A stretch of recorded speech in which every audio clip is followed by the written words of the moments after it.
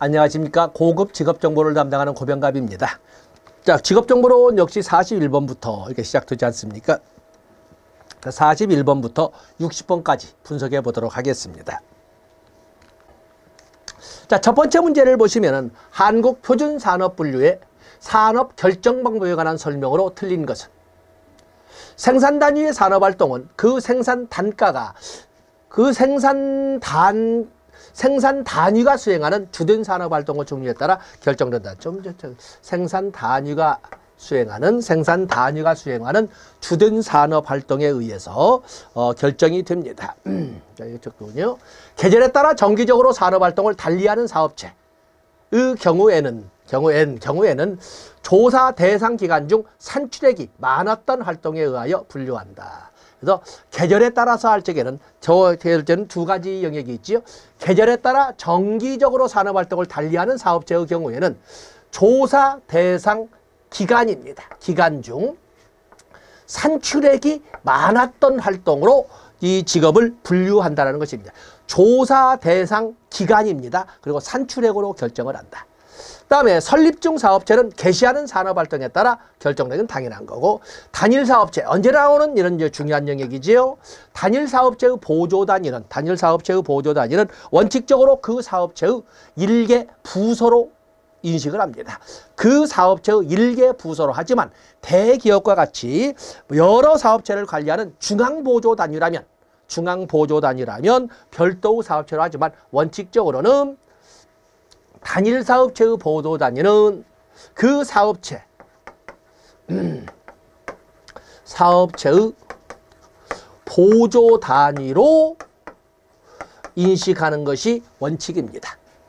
예외가 있지만 여러 사업체를 관리하는 경우에는 여러 사업체를 관리하는 중앙 보조 단위라면 별개의 사업체로 인정을 하지만 그렇지 않을 경우에는 그 사업체의 보조 단위로 본다는 거 꼭 기억하셔야 됩니다. 아주 잘 나옵니다. 답은 4번이 되겠어요. 42번으로 가서 보시면 워크넷에서 제공하는 청소년 인성검사의 구성 요인 중 개방성의 세부 요인이 아닌 것은. 자, 청소년 인성검사 심화학습이 있군요. 청소년 인성검사가 나오면 보통 이것은 빅 5 하위 검사를 통해서 이끌어갑니다. 그래서 여기는 유향성, 또 그러면 호감성,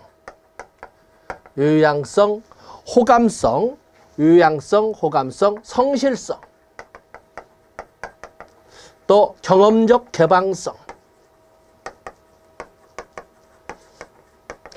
심리학에 다 해봤었죠. 또 정서적 불안정성,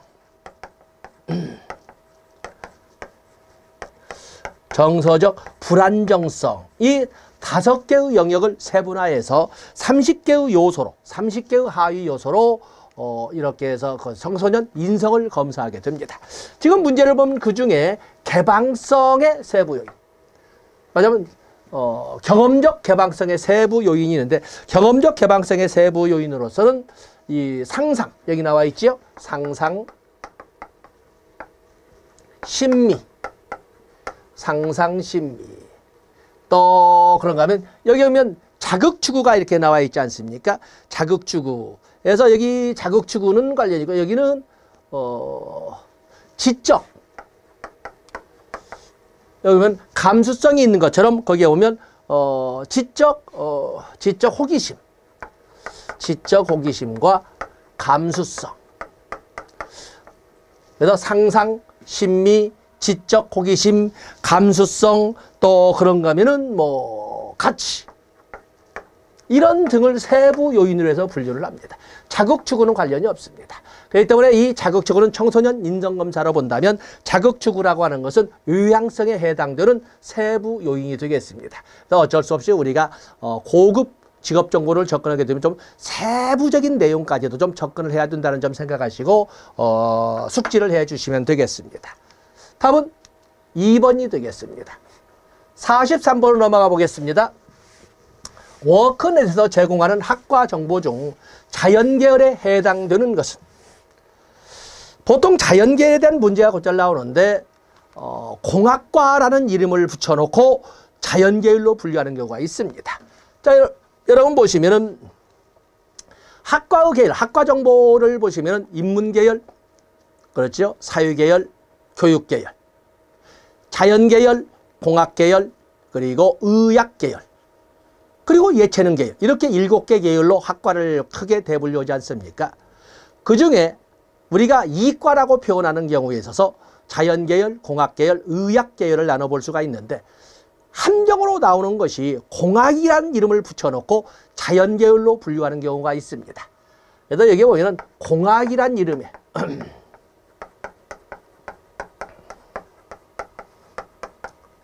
자연계열이 있습니다.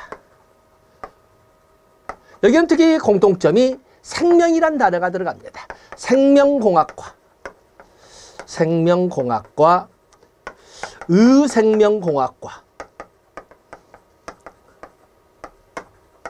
그리고 동물생명공학과,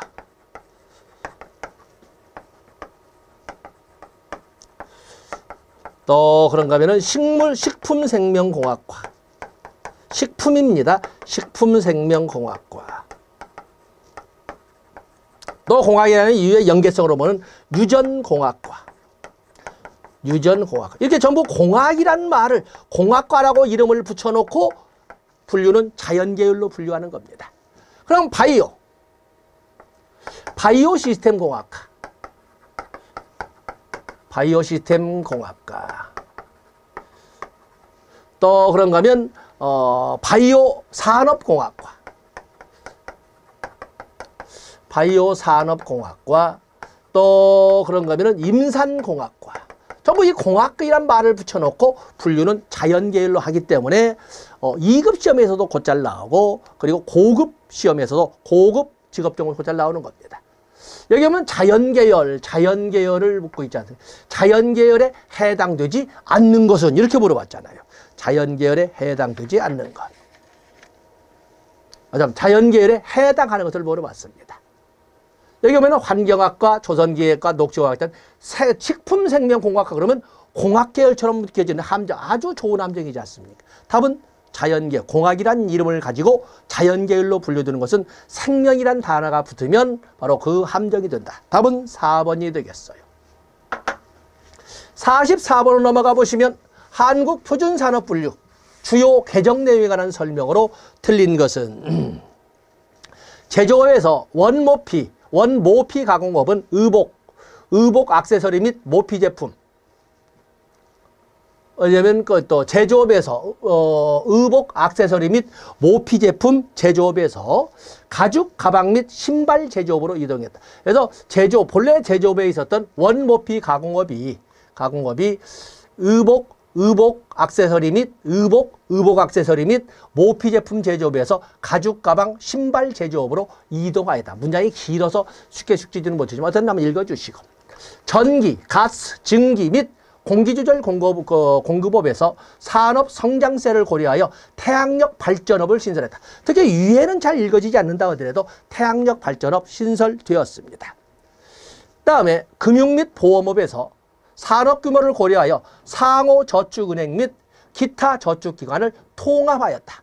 요즘 보면 많은 SBI라든지 OK그룹이라든지 많은 이런 저축은행들이 등장하지 않습니까? 그래서 산업 규모를 고려해서 상호저축은행 및 기타 저축은행을 통합했다. 자, 이것도 알아가지고. 어업에서 해수면은 해면으로, 수상종자는 수산종묘로 이렇게 수산종묘로 명칭을 변경해. 이건 바뀌어졌죠. 이 한국표준산업분류를 이끌어갈 적에 해면을 해수면으로, 그리고 수산종묘를 수산종자로 이렇게 바꿨어. 그렇기 때문에 여기 이게 바뀐 거지. 이렇게 바뀐 겁니다. 바뀌었다. 답은 4번이 되겠어요. 45번을 보시게 되면은 직업상담사 A씨는 직업정보를 수집하기 위한 설문지를 작성하였다. 개별적인 질문 문항이 결정된 이후 응답자에게 제시하는 질문 순서에 대한 설명으로 옳은 것은 설문지 작성 기법에 대해서 문제가 나왔네요. 설문지를 작성할 때는 깔때기형으로서 쉬운 것이고 일반적이고 보편적인, 그리고 재미를 느낄 수 있는 흥미 유발성, 문항을 먼저 앞에 배치하고 그리고 나서 뒤로 가면서 민감하고 특수하고 섬세하고 사생활에 관련된 이런 문항을 뒤편에 위치시키는 것이 좋다고 되어 있습니다. 또 그런가 하면은 뭐 가능한 한 그 동일 문항을 어떻게 할 것이냐 하는 문제. 왜냐하면 설문지를 작성할 때 문항은 서로 겹치는 문제가 없도록 상호 배타적이면서도 빠진 영역이 없도록 포괄적이어야 된다. 그렇다고 해서 상호 겹치는 중첩되는 이런 중첩 질문이나 이중 질문이나 왜라고 하는 질문이나 부정적 질문은 가능한 한 가능하냐는 말을 안 쓰더라도 사용하지 않는 것이 좋다. 이런 말들을 쭉 씁니다. 보겠습니다. 틀린 것은 특수한 것을 먼저 묻고 답은 1번이군요. 깔때기이기 때문에 깔때기형으로 일반적이고 보편적인 것을 먼저 제시하고 특수한 것은 나중에 질문하는 것이 좋다고 되어 있어요. 답은 1번입니다. 질문 내용은 가급적 구체적인 용어로 표현하는 것이 좋다. 개인 사생활에 관한 질문과 같이 민감한 질문은 가급적 뒤로 배치하는 것이 좋다. 질문은 논리적 순서에 따라 자연스럽게 뭐 말할 것이 없군요. 논리적 순서에 따라 자연스럽게 배치하는 것이 좋다. 답은 1번이 앞뒤가 바뀌었다. 이렇게 정리하시고 깔때기형이란 말을 꼭 기억해 주시면 되겠습니다. 답은 1번입니다. 46번에 보시면 국가기술 자격 중 실기시험만 시행할 수 있는 종목에 해당되는 실기시험만, 그렇죠? 우리가 실기시험만 보는 것도 있습니다. 석공, 도화, 도배, 세탁 기능사만 하더라도 옷가무 재질이 아주 다양하기 때문에 온도라든지 아니면 그 섞는 혼합하는 약품 약재라든지 이런 것이 아주 민감하지 않습니까? 그 때문에 어떤 화학적 기초 지식이 있지 않고서는 사용하기가 어렵다라고 설명할 수가 있습니다. 그래서 여기는 답은 당연히 세탁 기능사가 되겠습니다. 때문에 우리가 보면은 여기 실기시험만 보는 거에는 여기 석공, 도배도 있지만 또는 방수, 비계 또는 조적, 벽돌 이렇게 싸는 거 있지요. 또 유리시공, 또 타일 이런 것은 필기시험을 보지 않고 실기시험만 봅니다. 또 그런가 하면 지도제작, 우리가 어떤 또 함정을 나올 혹시 지도제작, 또 항공사진 상당히 고급스럽게 보는데 이것도 실기시험만 봅니다. 지도 제작이나 항공사진 이것도 역시 실기시험만 봅니다. 한글 속기 1급, 2급, 3급 또 그러면 금속재 창호 이런 것도 뭐냐면 실기시험만 본다. 특히 여기 함정으로 나올 수가 있습니다. 지도 제작 실기시험만 본다. 항공사진 실기시험만 본다. 이렇게 해서 이런 함정도 피해 가셔야 됩니다. 47번을 보시면 한국 표준직업분류에서 대분류 A 군인에 관한 설명으로 들린 것은 군인은 수행된 일의 형태에 따라 분류되어야 한다는 일반 원칙에 따라 대분류 A에 분류한다? 아닙니다. 여기 보면 숫자로 대분류 1 관리자, 대분류 2 전문가, 관리자 및 관련 종사자, 전문가 및 관련 종사자 이렇게 쭉 나오지 않습니까? 그런데 왜 군인은 대문자 아라비아 A라고 쓸까? 군인은 일의 형태에 따라 분류하는 것이 아니라 정보 수집상 편의에 의해서 그래서 이 군인이라고 하는 것은 얼적에 정보 수집상 또는 자료 수집상의 편의에 따른 분류다. 이렇게 할 수가 있습니다. 일의 형태가 아니라. 이 대분류에 포함되는 대부분의 직업은 즉 군인에 포함되는 대부분의 직업은 이 제2 수준 이상의 직무 능력을 필요로 한다. 직무 수준으로 본다면 관리자 및 관련 종사자 대분류 1, 전문가 및 관련 대분류 2, 대분류 1과 2는 적어도 3수준 아니면 4수준 네, 이런 직능 수준을 요구를 합니다. 나머지는 모두 제2 수준인데 단순 직업 종사자만 대분류 9의 단순 직업 종사, 단수기능 종사자만 소위 직능 수준 1이면 되다라고 이렇게 분류를 하고 있습니다. 어쨌든 군인도 종래에는 1 직능 수준, 제1 직능 수준이면 초과다고 했는데 지금은 전쟁이 아날로그 방식의 또는 백병전으로 이렇게 하는 것이 아니거든요. 첨단, 거의 AI를 이용한 이런 소위 컴퓨터를 이용한 이런 방식이기 때문에 최소한 직능 수준, 제2 직능 수준은 필요하다라고 이렇게 분석을 합니다. 국가의 요청에 따라 단기간 군사훈련 또는 재훈련을 위해 일시적으로 소집된 자 및 예비군은 제외된다. 의무복무 여부를 불문하고 현재 군인 신분을 유지하고 있는 군인을 말한다. 그래서 군인 대분류-A의 군인이라는 것은 여기에 보면은 의무복무 여부를 불문하고 현재 군인 신분을 가지고 있으면 대분류-A로 분류한다. 그렇다고 해서 군인 신분이 아니면서 군인처럼은 군사훈련에 일시 소집된 또는 대훈련을 통해서 일시 소집된 이런 예비군 등은 제외된다. 이 말을 했습니다. 답은 1번이 되겠습니다. 48번으로 넘어가 보시면 다음은 어떤 직업훈련에 관한 설명인가? 기업이 스스로 취업을 원하는 청년들을 학습 근로자로 채용하여 기업 현장 또는 교육기관의 체계적인 실무교육과 교육훈련 프로그램을 제공하고 직무 역량을 평가하여 그 자격을 인정하는 일하고 배우며 함께 성장하는 이런 제도. 그래서 학습 근로자로 채용해서 체계적인 실무교육과 훈련 프로그램을 제공하고 직무 역량을 평가해서 자격을 인정하는 일하고 배우고 함께 성장하는 제도를 우리는 일학습병행제도라고 합니다. 일학습병행제도. 답은 1번이 되겠습니다. 때문에 일학습병행제도 다 이거 중요한 것이고 당연히 이것도 중요하고 이것도 중요하지 않습니까? 그래서 일학습 병행에 대해서 좀 더 확대된 이런 자료를 같이 답재를 해놨습니다. 참고해서 또 다른 문제가 출제될 경우를 대비하시면 되겠습니다. 여기 3번에 대해서 좀 조심하고 사업주 훈련 그러면 사업주를 대상으로 하는 훈련이라고 잠깐 그게 아니고 사업주 훈련이라고는 사업주가 어떠한 직업 능력 개발 훈련을 실시한다면 그 사업주가 실시하는 훈련에 관련된 소요 비용을 지원하는 제도를 사업주를 지원하는 제도지 사업주를 훈련하는 제도가 아니라고 알아주셔야 됩니다. 그래서 말장난 같으지만은 어떤 사업주 훈련을 보면은 마치 사업주를 이것이 아니라 사업주가 실시하는 훈련을 지원하는 제도를 사업주 훈련이라고 한다. 자, 이 참고자료 보시면 됩니다. 답은 1번입니다. 49번으로 넘어가 보시면 위렌스키가 제시한 전문직의 발전 단계로 가장 적합한 것은 아주 특이한 문제 이렇게 나와 있죠. 위렌스키는 전문직의 발달 단계를 옛날에는 뭐 할 쉬는 날 없이 연중사시사철 1년 내내 쉬는 날 없이 하면 전일제 직업이었어요. 자, 여기 전문직 발전 단계. 전문직.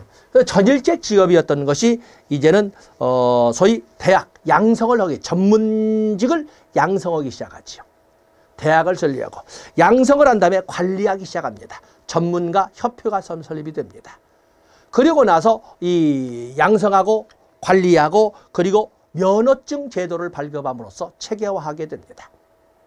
그리고 나서 자격을 엄격하게 규제를 하게 되는데 그것을 윤리 규정이라고 합니다. 때문에 위렌스키가 제시할 때는 전일제 작업으로 이렇게 살아가던 삶의 모습을 이제는 전문인을 양성하는 대학을 설립하거나 교육기관을 설립하고 그리고 나서 그것을 관리하기 위해서 전문가 협회를 설립하고 그리고 그것을 체계화하기 위해서 자격증 제도나 면허 제도를 만들고 그리고 좀 더 엄격한 통제 및 자기 규제를 이끌어가기 위해서 윤리 강령을 만들어가는 이런 사례로 이렇게 설명을 했습니다. 그래서 전일제 작업, 그다음에 교육기관 설립, 그다음에 협회 설립, 자격이나 면허제도 신설, 그리고 윤리 강령 이런 순서로 정리하시면 됩니다. 그래서 위렌스키가 제시한 전문직의 설립 단계는 전일제 직업, 전문절제 직업이고 그 다음에는 인재 양성에 관련된 교육기관 설립, 대학 설립. 그렇죠? 그 다음에 이 대학을 설립했으면 이제는 그 관리하기 위한 협회 설립. 그리고 나서 엄격화를 위해서 자격이나 면허 신설. 답은 3번이 되겠습니다. 답은 3번. 그래서 인재 양성, 관리, 체계화, 그리고 자기 통제 이렇게 해서 넘어가시면 되겠습니다. 답은 3번이 되겠어요.